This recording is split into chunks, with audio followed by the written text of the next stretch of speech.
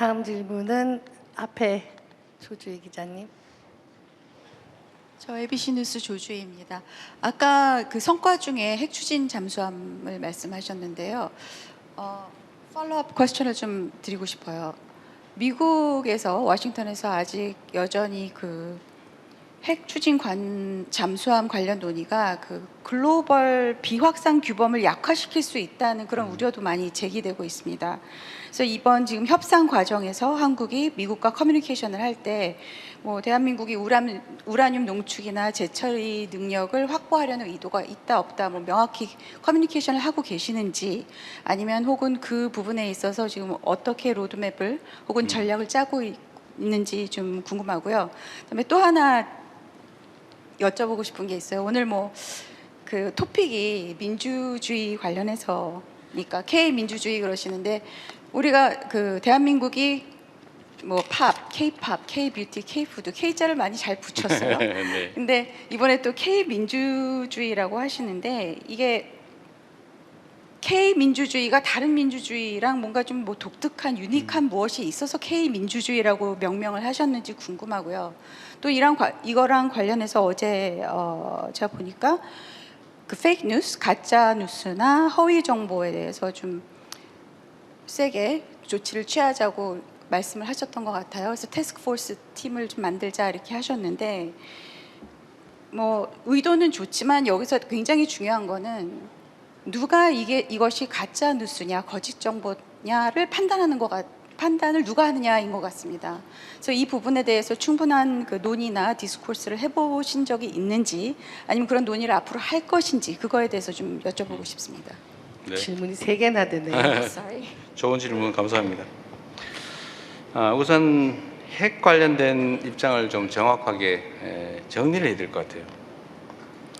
여러 가지가 뒤섞여 있는데, 하나는 핵 비확산 문제는 뭐 국제적 대원칙으로 존중해야 됩니다. 근데 핵 비확산이란 모든 핵 관련된 사업을 말하는 건 아니에요. 핵무기를 말하는 거죠. 핵무기는 더 이상 확산하지 않는다. 그런데 우리가 하는 예를 들면 원자력 발전소에 사용할 연료인 우라늄을 어느 정도까지 농축해서 스스로 사용할 수 있느냐, 아니면 농축은 금지되고 다 수입해야 되느냐. 일본은 농축을 하고 있죠. 예를 들면 일본에 핵이 확산됐다고 누구도 말하지 않습니다. 사용 후 핵 연료의 재처리, 뭐 일본도 하고 있죠. 그게 물론 플루토늄을 추출하니까 플루토늄을 추출해가지고 혹시 핵무기 만들지 않을까 우려가 있는지 모르겠지만, 그런 식으로 얘기하면 아무것도 할 수 없게 되겠죠. 그래서 핵 우라늄 농축, 사용 후 핵 연료의 재처리 문제는 비확산과는 직접 관계가 없다. 또 핵 추진 잠수함, 요거는 이제 군사 용도로 쓰는 거긴 한데 핵무기는 아니기 때문에, 기폭 장치나 핵폭탄에는 해당되지 않기 때문에 역시 비확산 논란의 대상은 아닌 것 같아요. 우리는 비확산에 전적으로 공감합니다. 특히 북한이 핵무기를 보유하고 계속 증강해 가고 있는데, 그에 대해서 반대하고 핵 없는 한반도를 추구하지 않습니까? 우리가 핵무장을 하면 핵무장 하지 마라, 핵무기 폐기해라, 더 이상 생산하지 마라 라고 말할 수가 없죠. 그래서 핵 없는 한반도 비핵화는 우리가 남북이 기본적으로 합의한 대원칙이기 때문에 거기에 벗어날 생각이 없습니다. 역시 또 한 가지는, 한국이 핵무장을 하게 되면 핵 도미노 현상을 부르게 되겠죠. 한국도 했는데 일본도 하자, 뭐 대만도 하자, 거기도 했어 우리도 하자, 뭐 이렇게 되는 거 어떻게 맞겠어요? 또 한 가지는, 핵무장은 엄청난 제재를 감수해야 됩니다. 국제사회 누구도 동의하지 않겠죠.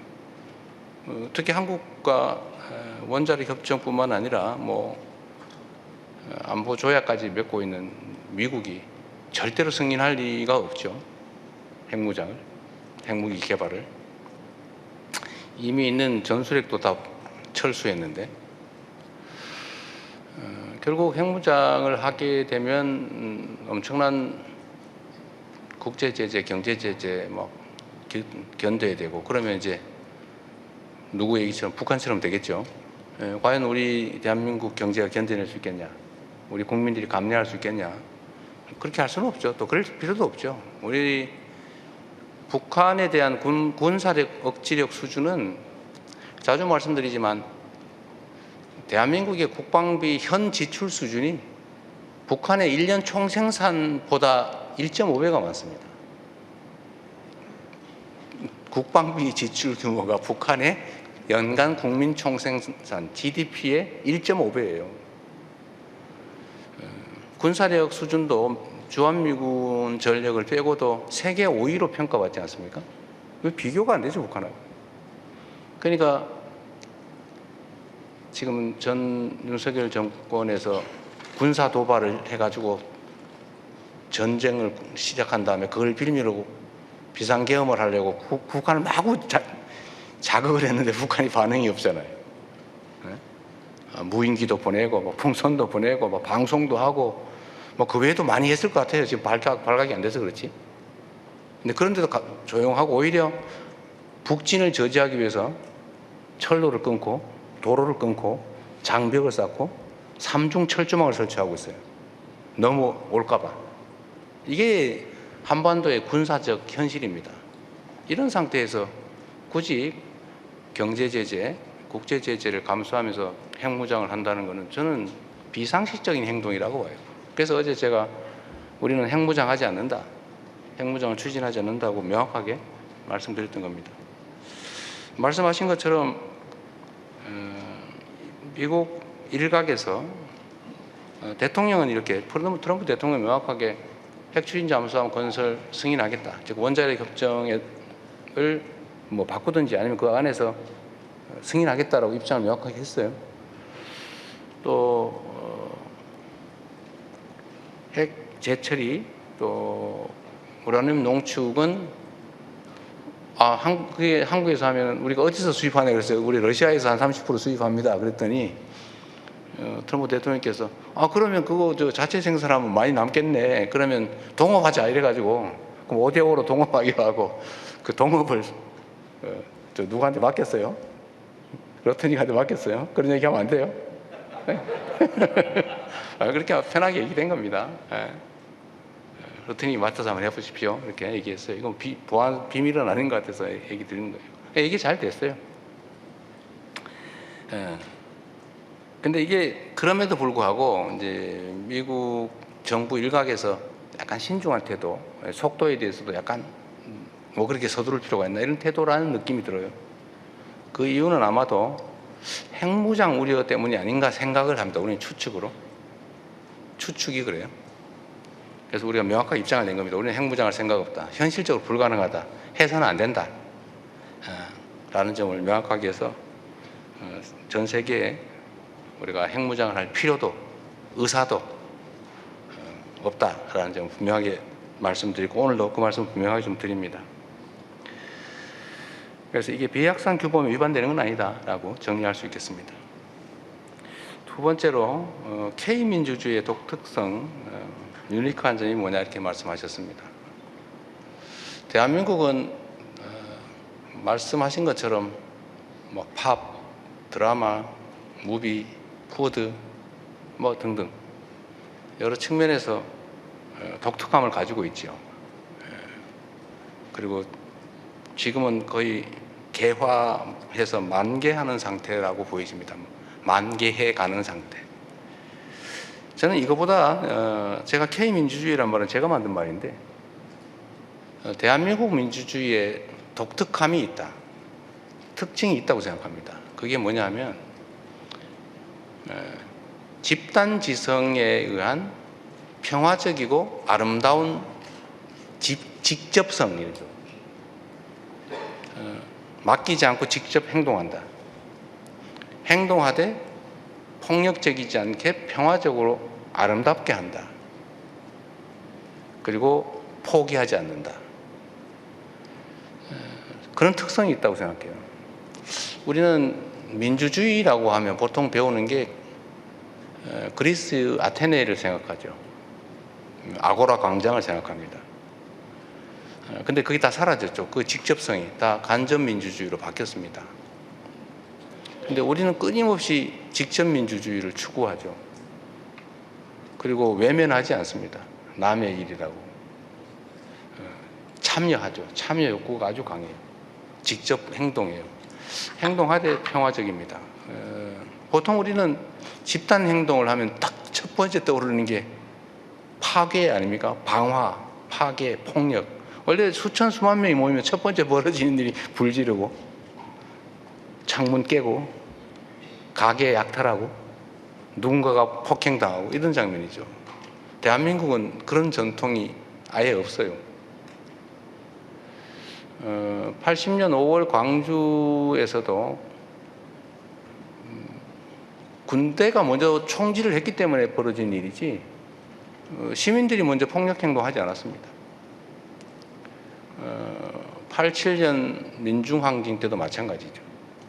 그리고 보셨지만 그 후에 박근혜 대통령이 탄핵당한 촛불혁명 과정에서도 일체의 폭력행위가 없었습니다. 수십만 심지어 100만 명 이상이 모여도 길거리가 깨끗하잖아요. 청소 다 하고 가잖아요. 누가 하나 꼬집 핀 사람도 없죠. 이렇게 부서진 유리창 하나 없습니다. 그래서 그런 특징적인 요소가 있다고 보고 또 그게 또 성공했습니다. 지금 아마 세계사적으로 봤을 때 현실의 권력이 민중들의 무혈 평화 행동으로 그 권력을 끌어내린 사례가 제가 알기로는 그게 처음입니다. 그리고 또 10년도 안 된 시기에 2번씩이나 반복적으로 벌어졌죠. 이걸 보고 아마 많은 분들이 놀랄 거예요. 저 나라에서만 가능한가? 근데 제가 아까 말씀드린 거죠. 세계 시민들께 이 말씀을 드리겠습니다. 민주주의를 향해서 끊임없이 투쟁하고 있는 많은 세계 시민 또 민주주의 지도자들께 대한민국을 봐라. 현실로 있지 않냐. 그리고 이 민주주의라고 하는 게 국가 사회 발전의 큰 원동력이에요. 많은 사람들에게 자발성을 자극하잖아요. 자신감을 유도하지 않습니까? 대한민국의 힘은 저는 민주주의에서 왔다고 봐요.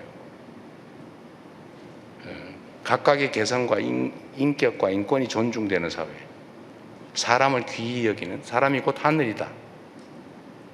이런 사상, 사고 이런 것들이 저는 민주주의의 큰 원천이 됐다고 보고 그게 현실에서 발동되고 주권의식에 충만한 국민들이 비효율적이고 비민주적인 시스템을 결코 용납하지 않는 그런 것들이 국가 발전에 경제 발전, 사회 발전, 문화 발전에 큰 힘이 됐다고 생각해요. 그게 저는 자랑스러워할 만한 대한민국 민주주의의 특성이다. 모범으로 삼을 만한 아테네는 먼 이상 속에 있는 민주주의지만 대한민국 민주주의는 지금 당장 현실 속에 있는 현실적인 모범이다 라고 당당하게 말씀드릴 수 있습니다. 그래서 제가 노벨 평화상은 대한민국 국민이 받아야 되지 않을까 그런 생각을 해봤다는 거고요. 민주주의와 관련해서 허위 정보에 대한 대응이 결국은 표현의 자유를 침해하고 일종의 독선으로 갈 수 있지 않냐. 누가 가짜임을 판단할 수 있느냐. 이 말씀을 하셨어요. 맞는 지적이십니다. 그러나 이런 건 있죠. 누구도 이견이 없는 상식을 가진 보통의 사람이라면 부인할 수 없는 명백한 허위들이 많습니다. 예를 들면 중국 정부가 작업을 해서 대한민국이 그 부정선거로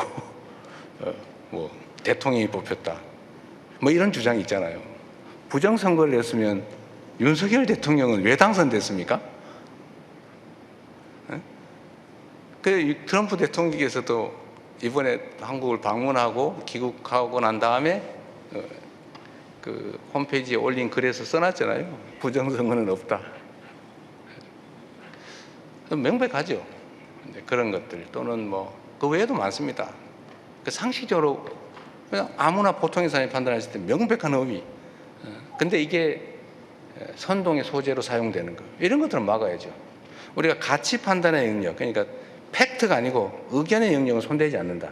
뭐 욕을 하든 비방을 하든 상관없다. 팩트의 영역에서는 명백한 허위를 가지고 공격하는 거, 편을 만들어서 사회를 분열시키는 거, 이거는 제재해야 된다. 이건 표현의 자유 영역에서 벗어나는 거다 이렇게 생각합니다. 그거는 민주주의를 보호하기 위해서 필요한 게 아니라 민주주의를 해치는 독약과도 같은 것이죠. 그런 건 제거해야 되는 겁니다. 그건 최근에 갑자기 벌어진 일이 아니라 과거에도 언제나 그랬죠. 명백한 허위 팩트는 형벌로 다스려 왔습니다. 민사상 엄청난 손해배상을 가하기도 했죠. 뭐 미국 같은 경우는 그렇게 했죠. 대부분의 나라는 명백한 허위일 경우에는 형사적 처벌을 해왔습니다 이미. 지금은 방치되는 측면이 있어서 그에 대해서 엄정하게 좀 대응해야 되겠다는 말씀을 드린 거고, 이거는 결코 표현의 자유를 침해하거나 민주주의를 위협하는 것이 아니라 오히려 민주주의를 위해서 꼭 필요한 것이다 이렇게 말씀드리겠습니다.